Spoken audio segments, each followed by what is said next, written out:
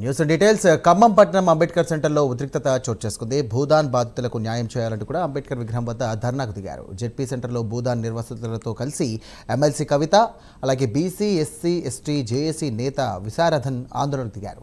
అంబేద్కర్ విగ్రహం వద్దకు చేరుకున్న పోలీసులు ఎమ్మెల్సీ కవిత, విశారథన్ను అరెస్ట్ చేసేందుకు ప్రయత్నించారు. దీంతో పోలీసులకు జాగృతి, జేఏసీ నేతల మధ్య భారీ తోపులాట జరిగింది.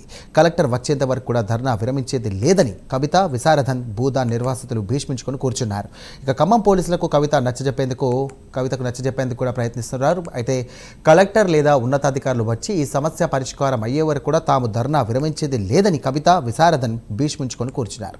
ఇదే అంశానికి సంబంధించి మరిన్ని డీటెయిల్స్ అందించడానికి మా కరెస్పాండెంట్ రజనీకాంత్ సిద్ధంగా ఉన్నారు. రజనీకాంత్, చెప్పండి. తెలంగాణ రాష్ట్ర వ్యాప్తంగా కూడా భూదాన్ సంబంధించినటువంటి ఉద్రిక్తత విషయంలో కూడా పెద్ద ఎత్తున చర్చ నడుస్తూ ఉంది. ఇందులో భాగంగా కవితను కూడా అరెస్ట్ చేసేందుకు రంగం సిద్ధమైనట్టుగా తెలుస్తుంది. ప్రస్తుతం అక్కడ పరిస్థితి ఎలా ఉంది?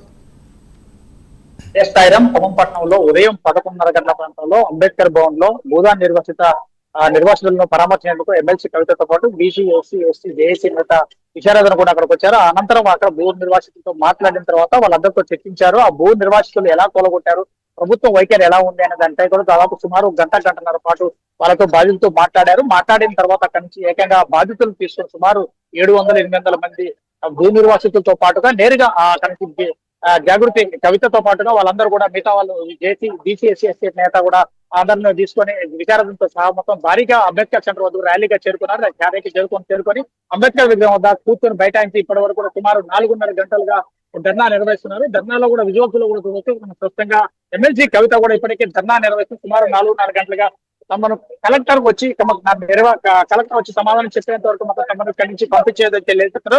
పోలీసులకు ఇటు భారీగా విజువల్స్లో మనం స్పష్టంగా చూడదు. పోలీసులకు భూ నిర్వాసితుల మధ్య చోటు చేసుకొని పోలీసులు భూ నిర్వాసితులను కూడా బలవంతంగా అరెస్ట్ చేస్తున్న విజువల్స్ కూడా స్పష్టంగా చూడొచ్చు. ఖమ్మం పట్టణంలో ఈ ఉద్రిక్త ఘటనకు సంబంధించి సుమారు 4:30 గంటలు అంటే 12:30 గంటల కానీ ఇప్పుడు మొదలుకొని ఇప్పుడు 4 అవుతున్నప్పటికీ మాత్రం విద్యుత్ పరిస్థితులు కూడా నెలకొన్నాయని చెప్పొచ్చు. పోలీసులు బాధితులందరినీ కూడా నిర్వాసితులందరినీ కూడా ఏకంగా ఈడ్చుకెళ్లి పోలీస్ జీబులు ఎక్కిస్తున్న పరిస్థితి ఉంది. ఇప్పటికీ 2-3 సందర్భాల్లో వాళ్ళందరూ కూడా అరెస్ట్ చేసిన సందర్భం కూడా చూడవచ్చు. వీరందరూ కూడా రోడ్డుపై బైఠాయించి అంబేద్కర్ సెంటర్ వద్ద బైఠాయించారు. విజువల్స్ లో మాత్రానికి అంబేద్కర్ విగ్రహం వద్ద వెలుగుమట్ల భూదాన్ బాధితులకు మాత్రం అదే స్థలంలో భూమిని, ఇళ్లను కేటాయించాలంటూ డిమాండ్ చేస్తూ బీసీ, ఎస్సీ, జేఏసీ నేతల ఆధ్వర్యంలో ఎమ్మెల్సీ కవితతో పాటుగా నేత విశారదను కూడా అక్కడే కూర్చొని ధర్నా నిర్వహిస్తున్న విజువల్స్ కూడా చూడవచ్చు. ఇక్కడే వీళ్ళంతా కూడా భూదాన్ నిర్వాసితులు కూడా ఇక్కడే భోజనాలు కూడా తెచ్చుకొని నిర్వాసితులు ఒక పక్క భోజనం చేస్తుంటే సుమారు 2 గంటలుగా పోలీసులు మాత్రం వీళ్ళందరినీ అరెస్ట్ చేసేందుకు 2-3 సందర్భాల్లో వీళ్ళందరూ కూడా తోపులాట కూడా జరిగిన సందర్భం కూడా స్పష్టంగా చూడవచ్చు. ఒక పక్క తోపులాటలో మహిళలు అన్నం తింటుండడం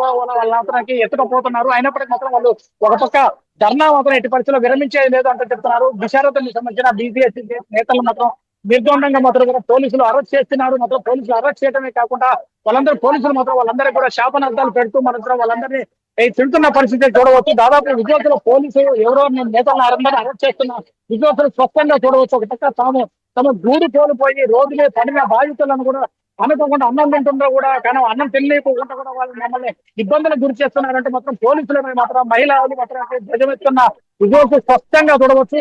ఈ అంబేద్కర్ సాక్షిగా దాదాపు 4:30 గంటలు అంటే 12:30 గంటల కానించి మొదలుకొని ఇప్పటికే 4 గంటలు అవుతున్నప్పటికీ 4 గంటలు సుమారుగా ఇక్కడ ధర్నా చేస్తున్నారు. ధర్నా చేస్తున్న సందర్భంలో MLC Kalvakuntla Kavitha, BC, SC, ST నేత విశారదను కూడా అరెస్ట్ చేసేందుకు మాత్రం 3 సార్లుగా పోలీసులు ప్రయత్నాలు చేసినప్పటికీ మాత్రానికి మాత్రం విరమించేది లేదు అని చెప్తారు. ఎట్టి పరిస్థితుల్లో జిల్లా కలెక్టర్ ఇక్కడికి వచ్చి ధర్నాకి సంబంధించింది ఇక్కడ మాకు ధర్నా చేయడమే కాదు మాకు హామీ ఇవ్వాలి, ఇదే వెలుగుమట్ల భూములలో మాత్రం తమకు ఇల్లు కట్టిస్తాము అని చెప్పేసి హామీ ఇచ్చేంత వరకు కలెక్టర్ ఇక్కడికి నేరుగా వచ్చి మాకు సమాధానం చెప్పాలి. సమాధానం చెప్పకపోతే మాత్రం తాము ఇక్కడి నుంచి ధర్నా విరమించేయలేదంటే బాధితుల పక్షాన కవితతో పాటు విశారదను కూడా ఇక్కడ కూర్చున్నారు. దాదాపు సుమారు భూముల్లో ఎలాంటి సమాచారం లేకుండా 750 ఇళ్లను మాత్రం కూల్చివేసిన ప్రభుత్వం ఒక్కసారిగా వాళ్ళకి ఎక్కడ కూడా వాళ్ళందరినీ కూడా కనీసం వాళ్ళకి ఎక్కడ కూడా ఉపాధి కనీసం వాళ్ళకి ఎక్కడ నిలువు నీళ్ళు లేకుండా చేశారు. వాళ్ళకి ఉండటానికి లేకుండా చేశారు. అంబేద్కర్ భవన్ అని ఒక చిన్న భవన్ లో మాత్రం కిక్కీలో సామాన్లతో పాటు 15 రోజులుగా మీ అక్కడే కలిగంజి తింటూ ఉంటున్నాం. కనీసం ప్రభుత్వం కూడా కనీసం భోజన సౌకర్యం కాదు కదా, మంచినీటి సౌకర్యం, వసతి సౌకర్యం, టాయిలెట్ సౌకర్యం కూడా ఏర్పరచలేదంటే మాత్రం ప్రభుత్వంపై మాత్రానికి ఒక పక్క ఆ బాధితులు కూడా గొల్లుమంటున్న పరిస్థితి. ఈ విషయం కాస్త రాష్ట్ర వ్యాప్తంగా దుమారాన్ని రేపిందని చెప్పవచ్చు. ఉదయం నుంచి కూడా చిలికి గాలివానగా మారి మాత్రం పోలీసులకు ఇటు బాధితులకు మధ్య జేఏసీ నేతల మధ్య తోపులాట, దాంతో పాటు కొంతమంది పోలీసులను కూడా ఈడ్చి పడేసిన పరిస్థితి చూడవచ్చు. కొంతమంది మహిళల్ని ఏకంగా జుట్టుపట్టి పోలీసులు కింద పడేసిన పరిస్థితి కూడా చూడవచ్చు. ఇప్పటికే 3 దఫాలుగా అంటే 1:30 గంటల ప్రాంతంలో ఒకసారి, 2:30 గంటల ప్రాంతంలో ఒకసారి, 3:30 గంటల ప్రాంతంలో మూడోసారి మాత్రం పోలీసులు ఇక్కడికి వచ్చి ఏకంగా బాధితులందరినీ అరెస్ట్ చేయడం, వీళ్ళందరినీ కూడా శోచనీయం అని చెప్పొచ్చు. దాదాపు ఈ ఘటనకు సంబంధించిన పోలీసులతో ఒక పక్క మహిళలు ఎవరైతే ఉన్నారో వీళ్ళంతా భూ నిర్వాసితులను వాగ్వివాదాన్ని కూడా దిగుతున్నారు. తమను ఎందుకు అరెస్ట్ చేస్తున్నారు, దాదాపు 20 రోజులు 25 రోజులుగా తమను మా ఇళ్లకి పరిమితం చేపి ఇంటికి పోనీయకుండా గూడు ఖాళీ చేపించి అంబేద్కర్ భవన్, టీటీడీసీ భవన్ లో కూర్చోబెట్టి అన్న పానీయాలు మానివేసి మాత్రం తాము ఇబ్బందులకు గురవుతున్నా కానీ ప్రభుత్వం ఏ మాత్రం చలించట్లేదు. ఈ భూదాన్ నిర్వాసితుల భూ ల్యాండ్ లో సంబంధించి కూడా దాదాపు 20-25 రోజుల్లో ఖమ్మం పట్టణంలో దుమారం లేపుతుందని చెప్పవచ్చు. రాష్ట్ర వ్యాప్తంగా ఈ విషయంలో ఆ దుమారం రేపడంతో ఒక్కసారిగా రాష్ట్ర ప్రభుత్వం కూడా దీనిపై పూర్తిగా ఎంక్వైరీకి ఆదేశించింది. ఎంక్వైరీకి ఆదేశించడమే కాకుండా ఈ భూదాన్ ల్యాండ్ లలో దాదాపు ఈ యూసీసీఆర్ఐ పార్టీకి సంబంధించిన నేతలు కూడా కొంతమంది కొంత పెత్తనాలు చెలాయించి వీళ్ళంతా బాధితుల దగ్గర నుంచి కూడా కోట్ల రూపాయలు వసూలు చేశారని ఖమ్మం కొన్నిజర్ల పోలీసులు, దాంతోపాటు ఖానాపుర హైవేలి పోలీసులు, దాంతోపాటు సత్తుపల్లి పోలీసులలో కూడా యూసీసీఆర్ఐ పార్టీకి సంబంధించిన నేతలపై కూడా కేసులు పెట్టిన పరిస్థితి.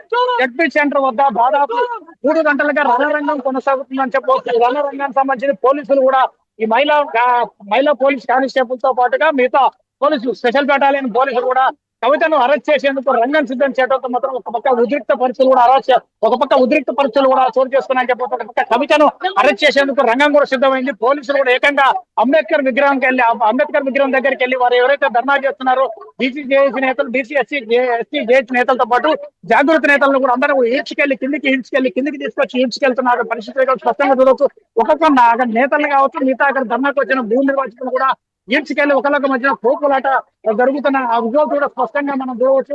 ఖమ్మం పట్టణంలో దాదాపు కమ్యూనిస్టు పార్టీలు మొత్తం పూర్తిగా అంతరించిపోయినట్టు ఒక పక్క ఎమ్మెల్సీ కల్వకుంట్ల కవిత భారీ ఆరోపణలు చేయడమే కాకుండా కమ్యూనిస్టు ఇళ్లకు పరిమితం అయ్యారు.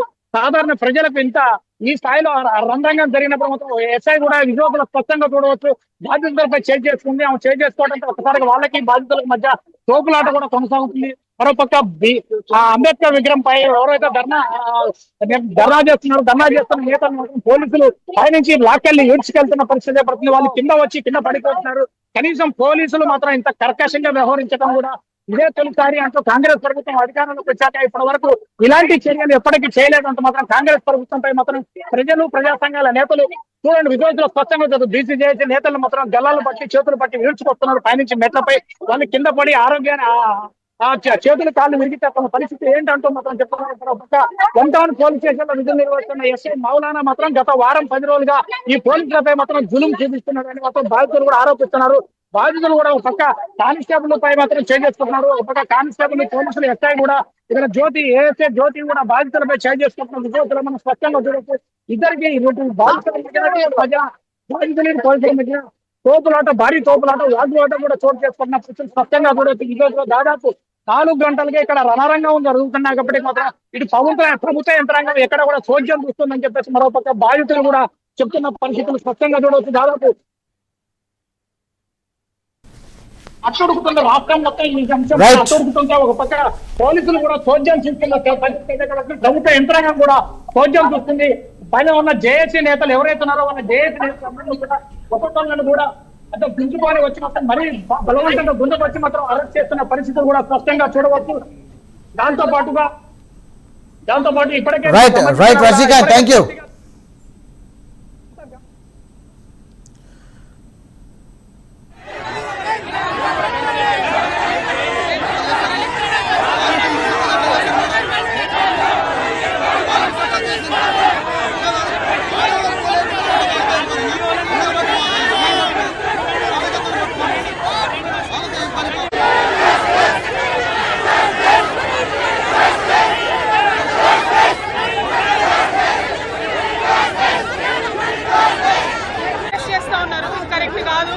కలెక్టర్ గారు రావాలి. కార్యకర్తలు అరెస్ట్ చేస్తే ఏమి ఇబ్బంది లేదు, కానీ బాధితులు ఆల్రెడీ ఇబ్బందుల్లో ఉన్నారు. వాళ్ళు అరెస్ట్ చేస్తే ఒప్పుకోము. కలెక్టర్ గారు రావాలని మేము డిమాండ్ చేస్తా ఉన్నాం. జై తెలంగాణ.